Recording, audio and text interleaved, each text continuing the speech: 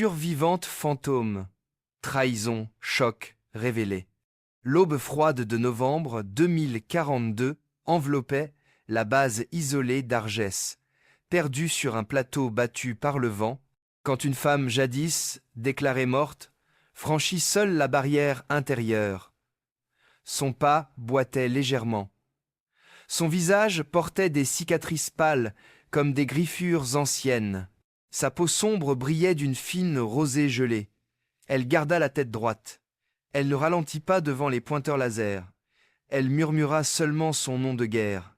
Elle dit d'une voix calme « Capitaine Naya Mbaye, matricule Echo 7. » Les gardes échangèrent des regards. Un rire nerveux fusa. « Echo 7 est morte il y a 6 ans. Le dossier scellé le prouvait. » Naya ne répondit pas. Elle posa un boîtier métallique sur le sol. Le boîtier vibra doucement. Il diffusa un code de mission oublié. Une alarme interne se coupa aussitôt. Un silence lourd se créa. Un officier plus jeune s'approcha. Ses yeux hésitaient entre peur et curiosité. Naya répéta « Je demande audience immédiate. Je porte preuve de trahison interne. » Le jeune officier recula. Il appela son supérieur. On la conduisit dans une salle d'attente glacée. Les murs transpiraient une lumière blanche. Le temps semblait suspendu. Naya ferma les yeux un instant. Elle revit la jungle où elle avait été laissée. La pluie acide tombait en aiguille. Le sang avait coulé dans ses bottes brisées. L'opération Écho-Tempête avait mal tourné. Le plan initial était clair. Insertion discrète. Extraction rapide. Neutralisation d'un relais clandestin. Puis tout avait changé. Les canaux avaient été falsifiés. Les coordonnées d'extraction modifiées. Le commandant Kael Draven avait donné l'ordre officiel de retrait. Il avait affirmé qu'Echo 7 était tombé. Il avait scellé le dossier en invoquant protocole de perte irrécupérable. Naya avait survécu, seule. Elle avait rampé à travers marécages toxiques. Elle avait suivi des étoiles cachées par la fumée.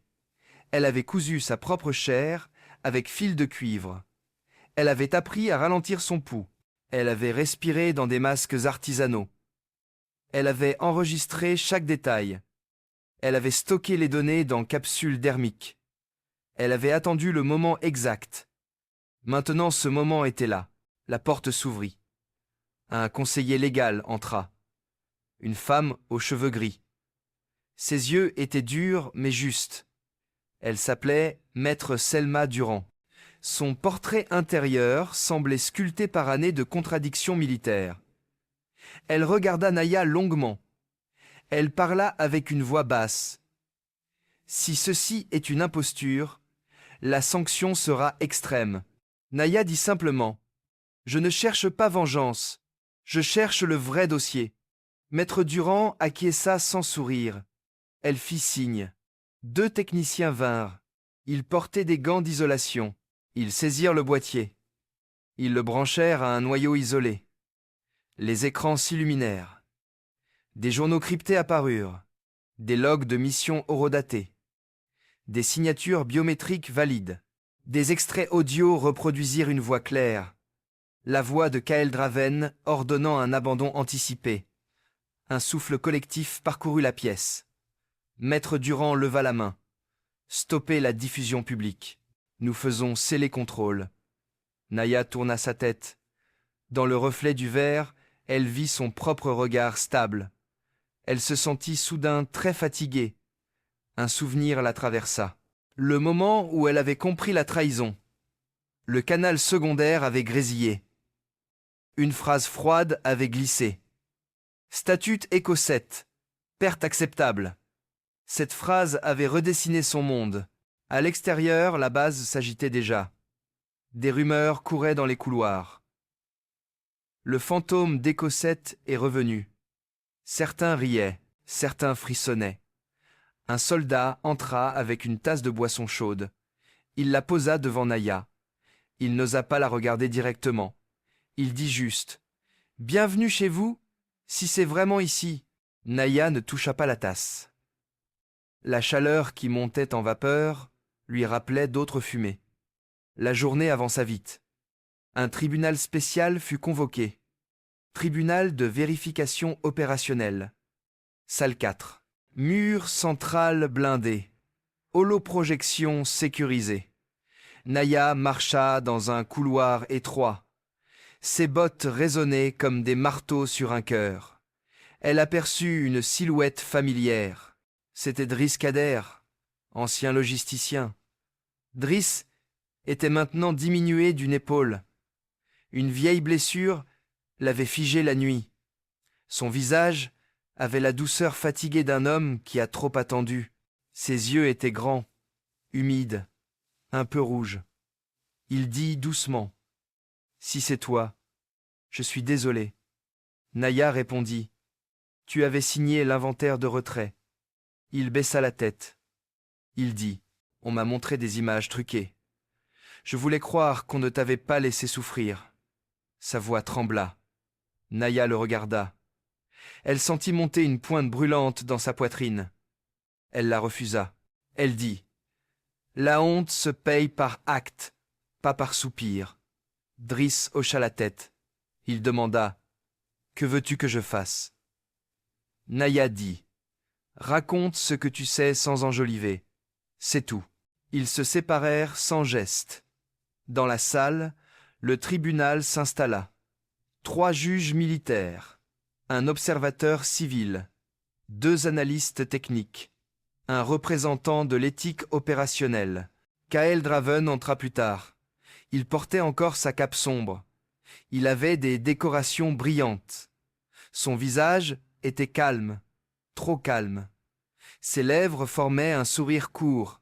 Il salua la salle. Il ne regarda pas Naya. La procédure commença. Identification. Validation biométrique. Comparaison.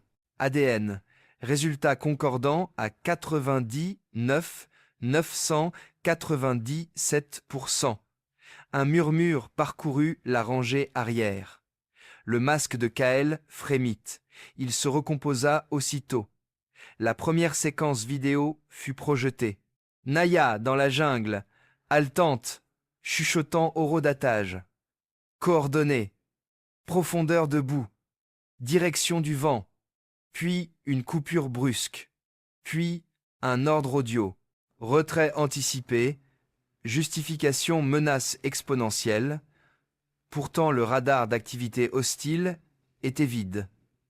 Un analyste le confirma. Anomalie stratégique manifeste. Kael prit la parole. Falsification possible, déclara T-Il. Il évoqua usage de clones vocaux. Maître Durand demanda contre-expertise. Une IA légale scella les spectres. Authenticité confirmée. Kael se raidit. Son regard glissa enfin vers Naya. Il dit : « Tu ne comprends pas ce que c'était là-bas. » Naya répondit : « J'y ai saigné plus que toi n'y as pensé. » La tension monta. Driss fut appelé à la barre. Sa voix trembla, mais resta intelligible. Il confirma altération des manifestes. Il dit qu'on lui avait interdit l'accès retardé au log brut. Il avait signé sous contrainte morale implicite. Le représentant éthique prit note. Le tribunal demanda motif possible. Pourquoi abandonner un atout entraîné ? Naya leva la main. Elle demanda autorisation. Elle reçut un signe. Elle projeta un autre fichier. C'était un échange crypté intercepté. Voix de Kael et interlocuteur privé financier. Discussion sur bénéfice d'une perte opérationnelle simulée. Justification budgétaire pour nouveaux drones expérimentaux. Conversion d'une tragédie en argument d'achat. La salle se figea. Les juges se penchèrent.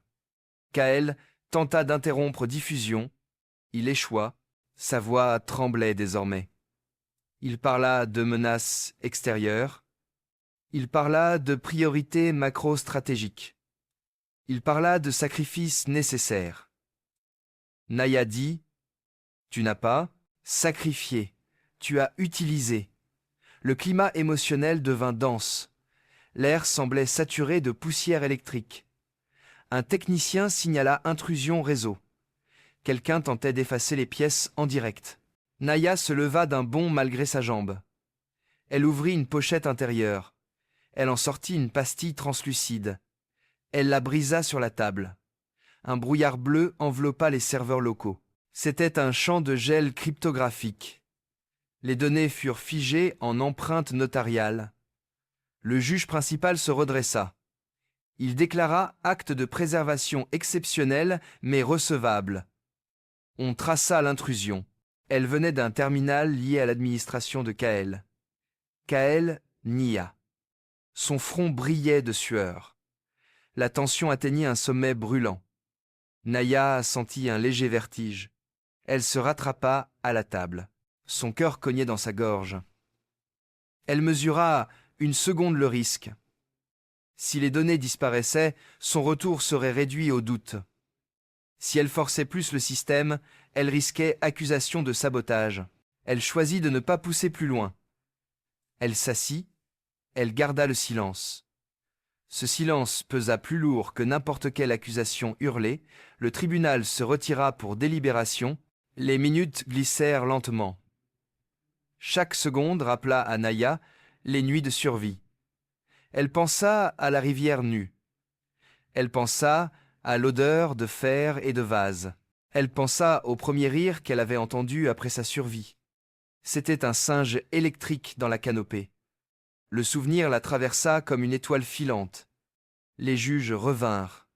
Le verdict fut lu. Authenticité de l'identité confirmée. Falsification systémique établie. Abandon injustifié. Manipulation des ressources reconnues. Révocation immédiate du commandant Kael Draven. Ouverture de poursuites pénales. Restauration du grade de capitaine Naya Mbayi. Réhabilitation officielle. Des mentions de dossier. Une chaleur étouffante monta dans la salle. Des applaudissements hésitants éclatèrent. Ils se répétèrent comme une pluie irrégulière. Naya ne sourit pas. Elle respira lentement. Elle sentit un point de vide s'élargir dans sa poitrine. Maître Durand s'approcha. Elle posa une main brève sur la table. Elle dit : « La vérité tient debout. Le reste tombera de lui-même. » Naya hocha la tête. Driss vint à son tour. Ses yeux cherchaient pardon. Naya dit : « Fais mieux pour le prochain nom effacé. » C'est tout. Il acquiesça en silence. Kael fut escorté dehors. Il tourna la tête vers elle une seconde. Son regard portait plus de peur que de colère. Naya ne le suivit pas des yeux. Elle regarda plutôt la lumière froide filtrée par la grille. Plus tard, on organisa une cérémonie. On parla de résilience. On parla de courage. Des caméras captèrent chaque mouvement. On lui remit un insigne poli. Une femme dans la foule pleura. Un jeune soldat leva le poing. Un officier répéta un slogan creux. Naya accepta l'insigne. Elle le serra dans sa main. Elle sentit les bords métalliques. Elle pensa aux lianes qui lui avaient servi de bandage. Elle pensa aux campagnes de réécriture médiatique qui viendraient. Elle pensa au futur long et neutre qui pourrait maintenant exister. Après la cérémonie, la nuit tomba vite sur le plateau. Le vent apporta une odeur de sable humide. Naya se retira seule vers une terrasse arrière. Les projecteurs balayèrent le ciel. Les étoiles paraissaient lointaines et patients témoins. Elle posa l'insigne sur la rambarde. Elle le laissa là. Elle ne voulait pas le poids d'un objet. Elle voulait la légèreté d'un simple souffle. Maître Durand vint un instant. Elle resta à distance respectueuse. Elle dit : « Tu pourrais demander plus ?» Naya répondit : « Je n'ai pas besoin de revanche. Je n'ai pas besoin de leur chaleur artificielle. » Je voulais que la phrase « perte acceptable brûle ». C'est fait. Durand demanda. Et maintenant ? Naya dit. Maintenant je marche. Je laisse le vide se remplir sans bruit. Durand partit sans autre mot. Le plateau redevint presque silencieux. Naya inspira profondément. Elle sentit l'air froid piquer ses bronches. Elle ferma les yeux. Elle se promit de ne pas laisser sa vie entière se réduire à une blessure.